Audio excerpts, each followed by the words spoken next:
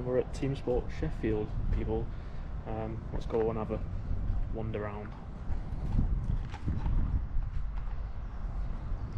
I've just had a brief walk and it's quite big.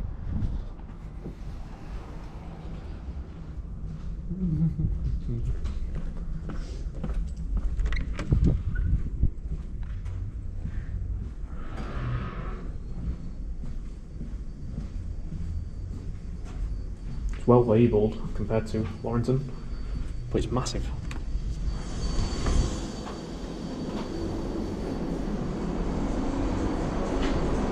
Shooting the tracks this way, I can hear it. Track bar, party room. First floor spectator, ground floor spectator. So I can go up there and watch. I can go through here. Let's go upstairs.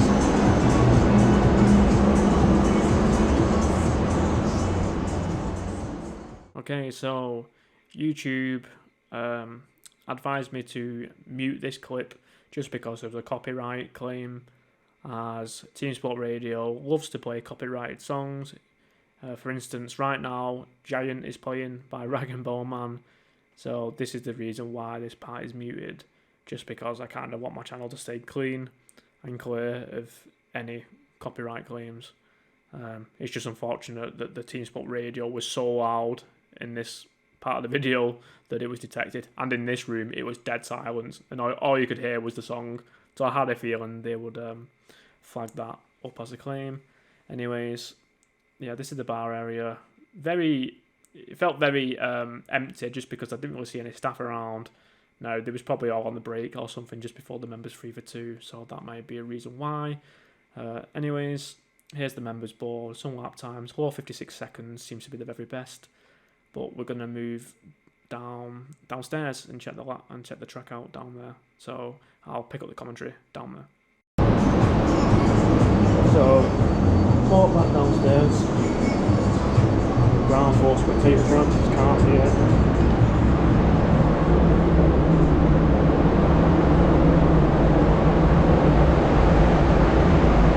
To be honest with you, this track was massive. Same track length as Warrington. You can see they're doing the car test.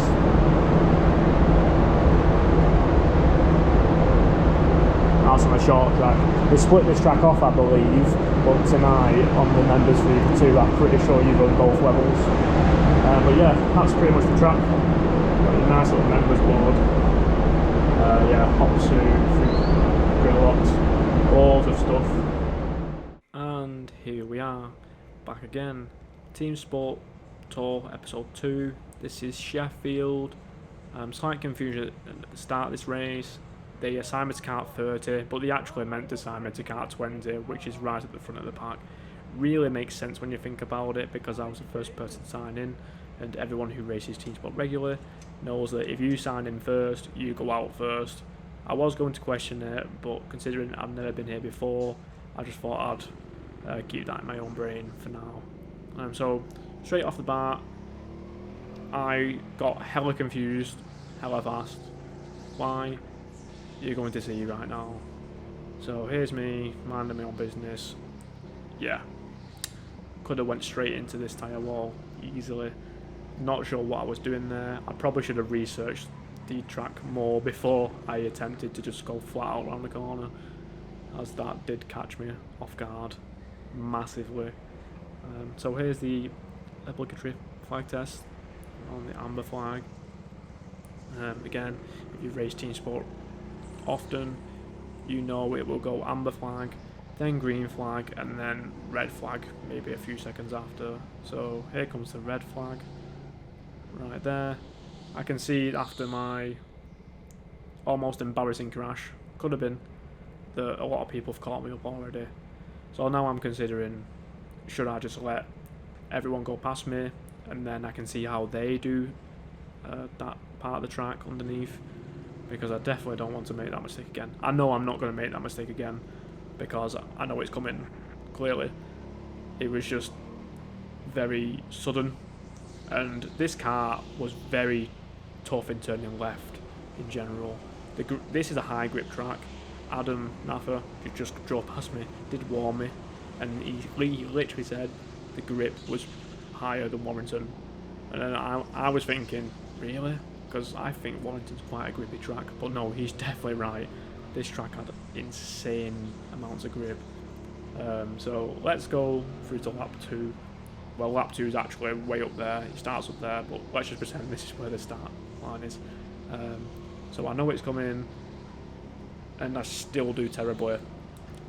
Yes, I'm admitting that I did that terribly. I really don't boast about my racing capabilities. If I make a genuine mistake, I will openly admit I have made a mistake, and that first long left-hand turn was a big mistake. I could have went straight into a tyre wall. Fortunately, my reactions saw the outer tyre wall. I was like, oh, I definitely don't go there.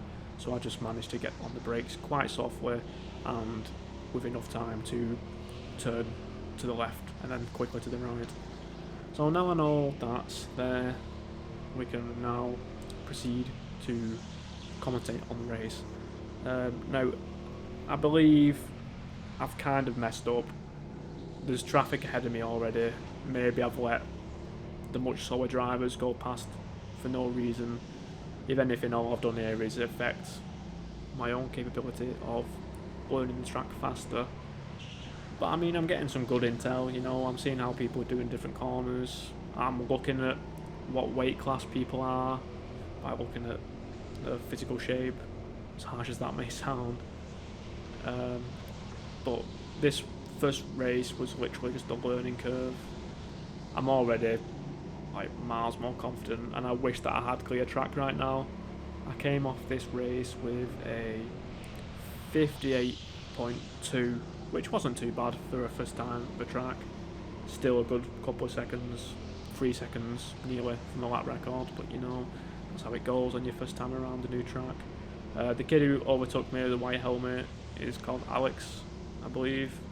Alex Wiley, if I got that right. Rapid kid, obviously a lightweight just like me. He completely blitzed me on the straight, so I did kind of hear that Kart 23 was phenomenal in a straight line. Maybe that was the reason, because I don't feel like I was going slow at all when he blitzed past me. I must say, every kart that I had, it was all pretty good, I would say. Every kart was different in terms of the brakes. There was no difference in throttle response from any kart I had, but the brakes, this kart was great all around, steering, brakes and acceleration. The brake actually did what a brake should do, so the further you went down the brakes, the harsher it became. The second kart I had, the brakes were quite all of a sudden, but your brake pedal did respond. These cars were not to be compared with Liverpool, as these were 1,000,000 times better. I don't know how old Sheffield is it 2 years old now, the venue? Does give me a lot of Preston vibes. If you watch the intro to this video, when I'm doing a little tour of the venue, it is quite similar to Preston in a lot of ways. Why? Maybe because it's an actual team sport track. Now, this track was built after Preston, so I can imagine the blueprints from the buildings, whatever, they do a little bit of improvisation and they make them quite similar. Warrington, however, was made by Speed Karting in the 90s. Yeah, Warrington's a very old track, and because it was made by a different company, of course, the design and the building in general is going to be totally different to an actual team sport complex, which this is. Well, enough of my history talk. We're on to a yellow flag just while the guy who broke down, sorry I forgot to mention, some guy broke down and I think his brake cable got stuck and he couldn't accelerate. It's happened to me before, so I'm assuming that's what happened when you saw me go past a guy who had his hand up on the straight just to the left of me. So that was probably that. This corner here was amazing, like such a great design. It was a flat left-hander. The only problem was the kart bottomed out at the very bottom where the silver strip was. So I can imagine if you're a very heavy racer, that will be quite uncomfortable. And also these karts must have tremendous chassis damage. I can't even imagine what the karts would have been like in the older fleet, like the very first fleet they had, because they must have took a battering. I was bottoming out the kart, and I weigh like 64 kg with all my gear on, so I can't imagine someone double my weight going down that exact same ramp. Karts must hate some people. Anyways, you can see that I'm getting better in that turn, which is nice for me to see, but then I'm also catching up to traffic. Yeah, again, so I am just wondering why I decided to give up the lead in the race. Well, it's not really a race, is it? It's just an open time race session. Everyone does for times, lap times, etc. I shouldn't have let so many people past. I was just that starstruck by the opening lap from the track design that I didn't know what else to do but learn off other people. But I quickly get the hang of it. Like, I don't know how many laps I'm into this video now. This is probably my 7th lap, and I'm already driving it like I know exactly what's coming. To be fair, I'm quite good with learning new tracks.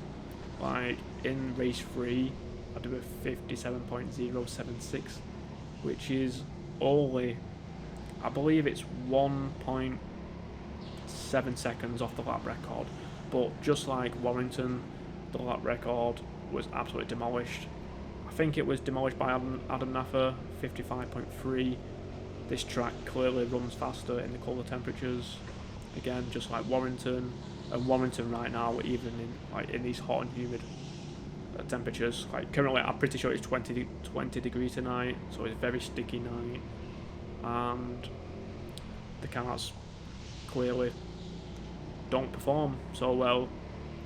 The very best time by Alex, the kid who blitzed past me, was a 57.04 something, and in race 3 I was only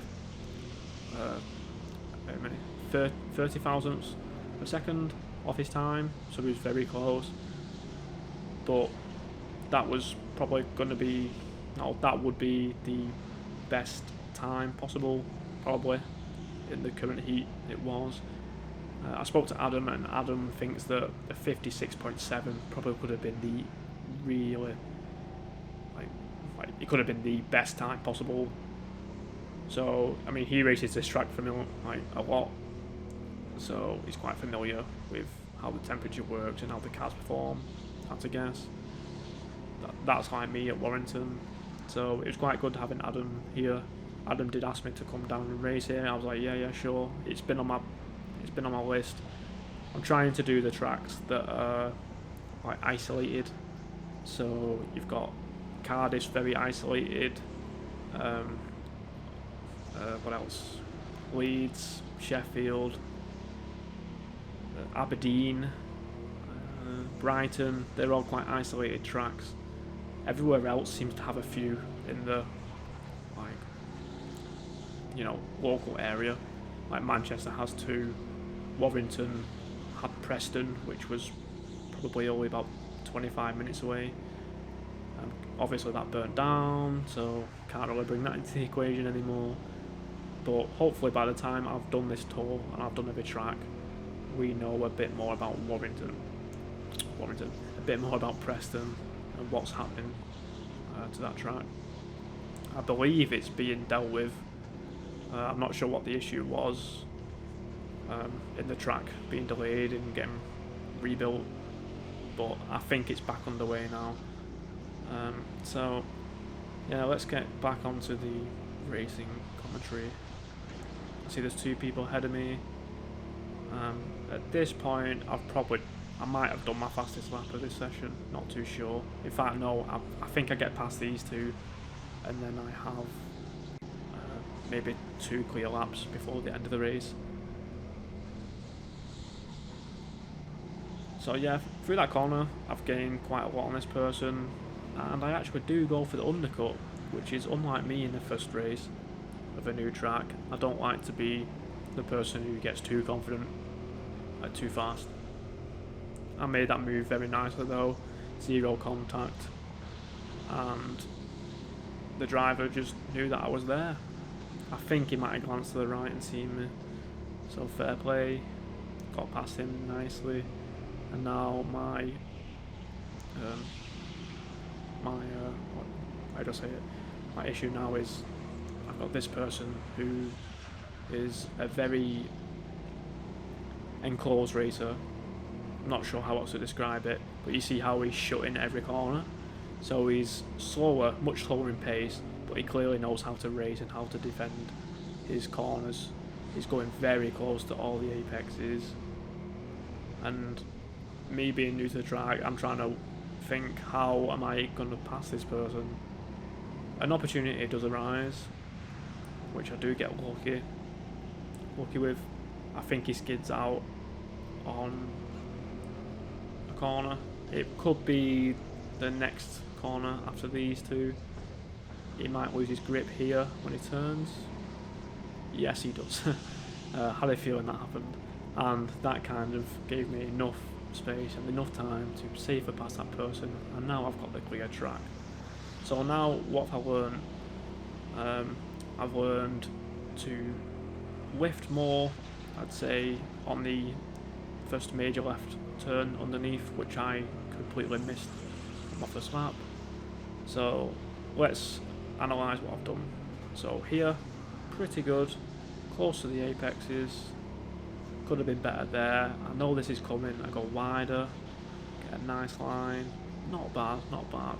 Now when I speak to Adam after I come off and I explain my situation I almost had, he explains it in a way that I should really come closer to the left tyre wall and then try and kick the back end of the kart around. My issue was I weigh less than Adam slightly, and I feel like even I was getting too much grip. Now it could have been a temperature related problem, but I just couldn't get the back end to kick out. So I still continued to go slightly wider to the right and then come in narrower after I lifted. Sometimes I even tap my brakes. There was times where I overshot the corner. There's nothing I could really do about it, to be honest with you. This kart was very hard to turn left. When I think about it, I turning left here, I really had to put all my effort into making that move happen. I am getting really good at this hairpin to the up ramp by now. I'm getting really confident through this section. Full speed, flat out here, flat out. I think I was lifting when I was hitting the down ramp, just so my back wheels wasn't spinning, and I got full grip that I wanted. But yeah, getting to quite clean laps now. My 58.2 is probably one of these two, maybe this one. I can see that I'm still catching some people up, so maybe I'm not going as slow as what I'm thinking at this point. But this was honestly such an awesome track. If anyone gets the time of day to come here, I highly recommend it. It was thoroughly enjoyable. All the racers who I was on track with were very good racers. Okay, some of them weren't the fastest, but they all had racecraft. They all knew how to race karts. Like the person who was off my pace was defending his corners just by hugging every apex, which is what people should be doing in reality. But yeah, if you do get the chance to travel and come down to Sheffield, definitely hit this track. This track was miles better than I could ever imagine. The karts were all good to me. The track was super grippy, and you can probably tell by now how fun it looks just to race it. Lots of small little down and up ramps, 2 big up ramps I believe, and then you got the 1 down ramp, which is the flat out corner. It's quite scary, but yeah, it was such a technical track and I really enjoyed it, maybe for that reason. I kind of feel like it suits my race style. The only problem I can imagine with this track is overtaking faster drivers. I just don't think there's a possibility to do that unless you really dive the apex, which can be quite dangerous. I've seen a few people diving this one here into this hairpin, just completely diving down the inside, and making contact, but I don't really feel like there's any other way of getting past the driver who's at least doing 58-second laps or better, because the track is quite narrow, but super fun to race. I'll definitely be coming back here sometime soon, so if anyone wants to come, hit me up and we'll go for a members 3 for 2.